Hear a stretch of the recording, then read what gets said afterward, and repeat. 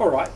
Do you have any, I suppose, fears about what might be lost when teachers integrate? So as an arts educator, primarily, are you concerned about the specificity, for example, that we get if we just teach a specific form of the arts in and of itself?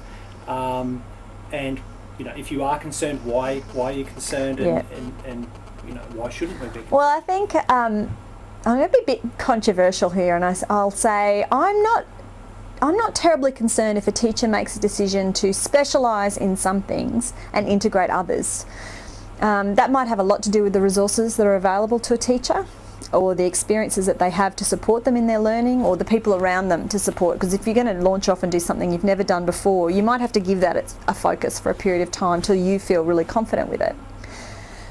What worries me is that when people say that's what they're doing, integrating, but we're definitely covering these significant things, and I've written it down even, although that doesn't always happen, once it gets to the reality of the classroom, all of the back mapping that you have to do to make some of these rich experiences happen may not happen. So once you're faced with the day-to-day of classroom, you start to fall back on what you just know and what you're comfortable with. So the idea of this really rich integrated unit becomes, oh look, I was going to do that really great activity and we were going to go outside and we were going to get that person in, but it was raining, it was too hard and I forgot to ring them and there was marking, and so we ended up and I just did this thing on the board, and before you know it you're back teaching the way you said you taught. And you're not really, lots of us are told from quite a young age that we're not creative. I'm not very creative, which might speak more to you about what someone should have done for you at primary school or in the middle years, because it's probably then you decided that you weren't creative.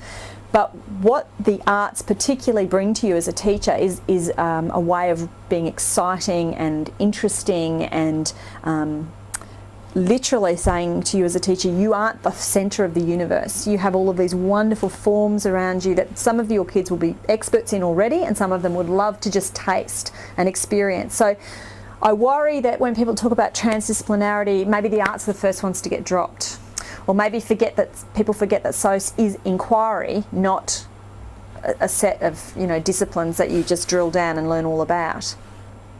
That being said, sometimes it's really good to spend in all of these areas some time drilling down. It's not to deny the need for content or some good, rich conversations about the facts and the chronology and the how-tos. You might have to spend some time teaching kids how to use a camera.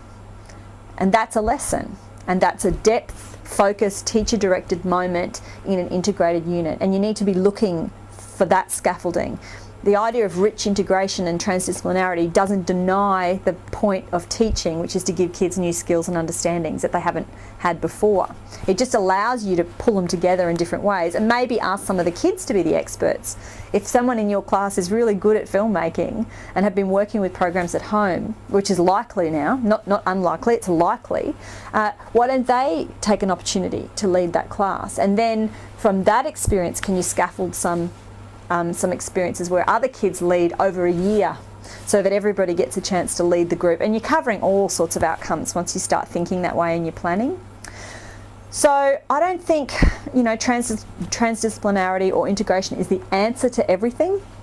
I don't think it's going to work in every school context, because when you're a new teacher coming to a school, you've really got to take what's there. But it really asks some big questions about teaching and learning, and it really asks the teacher to say, is this really the most interesting way through this content? Is this really an inquiry method? Am I really asking a question, or am I just telling them this is what they have to know? If I'm in a situation where this is just what they have to know, is there a point at the end of that where they can demonstrate what they know in a more innovative way? Can this influence my assessment practices so that I really do value learners? Differentiation, there's more than one way of learning. Is everything I do a pen and paper, point in time test? Is that how I assess? What about all those kids who could make me a film that would move and persuade, on a big issue much more effectively than they could if you asked me to write them a short answer response? That's not to say they don't have to learn how to write a short answer response. It's just that, do they have to do that in every single instance? And as a teacher, do you think you might get some bonus points by being brave enough to actually look at some alternatives and providing kids alternatives? And because it's low stakes, It's not rank ordering for Year 12 exit. We don't have, at this time, some great standardised tests sitting at the end of Year 9, although that may happen, but it's more likely to sit in Year 10. You've got no reason to do anything except enhance the learning experiences and the confidence of those kids to find what it is they're good at so they make wise choices into 11 and 12. At the risk of being a little bit negative, yes. What are the worst examples of integration that you see out there? You know, what are some of the don'ts that people should definitely avoid? I think that one of the don'ts would be doing the same thing every time. So I've seen examples where the only drama technique I'm very comfortable with is the teacher in role. So every time we come to a new unit or a bit of new work, the teacher hops up and takes on a role and does a scripted performance that they've thought a bit about and has all this information in it, and that's it. And that's the extent of drama practice. And of course they're ticking a drama outcome box, or yes, drama, essential learning Year 5 has been dealt with, but it hasn't, of course, because it's the teacher doing it. The kids aren't doing anything. So in the arts, it's when the teacher owns the knowledge and experiences and the kids aren't actually doing it, aren't getting opportunities to fail and risk and all the messiness that involves with learning things in the arts. You don't get it right the first time. You have to actually make mistakes, and you have to give them space to get things done. So in the busy day, sometimes it's easier to control it all. So I really can't bear integrated units which really just use drama as a way for the teacher to perform differently rather than actually building anything into the learning. I find integration which says it's integration, it isn't. So, okay, the teacher says this, I'm integrating SOS and the arts and maybe English, but really I'm just integrating English and SOS. So I'm just going to mark on the SOS paper the functional grammatical stuff that I'm going to spend a bit of time teaching. So there's no sense of either the richness of English as a KLA or the inquiry method of SOS driving the integration. So there's the nature of the subjects aren't driving the integration. I'm just ticking boxes about, I've done a bit of this, I've done a bit of that, I've done a bit of this, and that's so easy to do. That's completely understandable what teachers find themselves when they're mapping their curriculum out for a year, particularly in primary, upper primary, going, yeah, tick that, because there's so much going on. So I think you'd be better off going, let's be realistic about the nests, like SOS and arts nest well. So that's one place I might really do this integrated work. I might just keep my math stuff fairly up and down, I might... I find it difficult too when people leave arts experiences just to the specialist. On Friday afternoons at 2 o'clock they do music, and that's as close as music ever comes to being a part of the lives of the kids through the rest of their time at school.